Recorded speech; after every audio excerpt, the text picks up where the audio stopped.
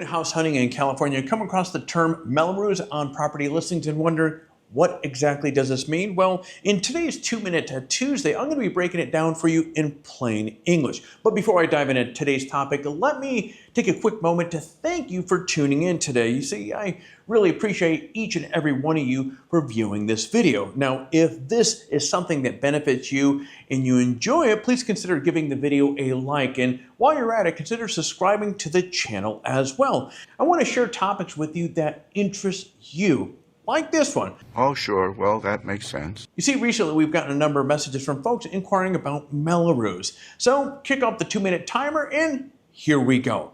Starting off with, what is Mello-Roos? Well, Mello-Roos is a special property tax that applies to certain homes in California, mainly in newer neighborhoods. It's named after a couple politicians who created this law back in 1982. Basically, it allows local governments, or developers for that matter, to raise money to pay for things like schools, parks, roads, police, and fire stations. Instead of waiting for the city's budget to catch up, Community Facility District, often called CFD, is created. Then homeowners in that area pay extra tax to help fund those public improvements. So if you're buying a home in a Mello-Roos district, you're going to pay tax on top of your regular property tax. Now, the exact amount really does, depending on the neighborhood and what's being funded, it could be a few $100s a year to a few $1,000s a year. Sometimes the amount stays the same and sometimes it increases just a little bit each year. Now, these taxes usually have an expiration date from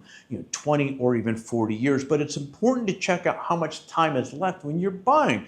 Now, why do we have Mello-Roos? Well, it's mainly used in growing areas where cities need to build new infrastructure fast but don't have the funds to be able to do it. So instead of raising taxes for everyone in the city, only the homeowners in that specific district pay for it. So it keeps things localized and helps new communities grow.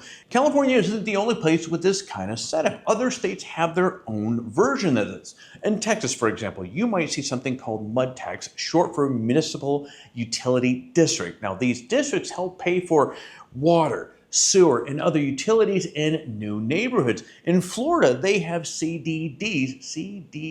Geez, I thought I had an extra D in there. Or community development districts. Now, these work in a very similar way. These special assessments might have different names, but the idea at the end of the day is the same. They help fund new community infrastructure in developing areas, and homeowners in these areas foot the bill. So if you're shopping around for a new home, especially in a newer development, make sure to ask if there is a Mello-Roos tax or a similar fee, because it can definitely impact your monthly budget. It's not necessarily a bad thing either. It often means you're getting great community features, but it is something that you'll want to fully be aware of before making an offer. Well, folks, there you go, your real estate breakdown for this week's 2-Minute Tuesday. If you found this helpful, don't forget to hit the like button and subscribe and share the video so you don't miss any future episodes. And if you happen to be looking to buy or sell a home in an anytime future, give me a shout. Would love to help you out. I'm a local real estate agent who's called California home for the better part of 30 years. But friends, that's all I have here for you today, so I will look forward to seeing you in the next video.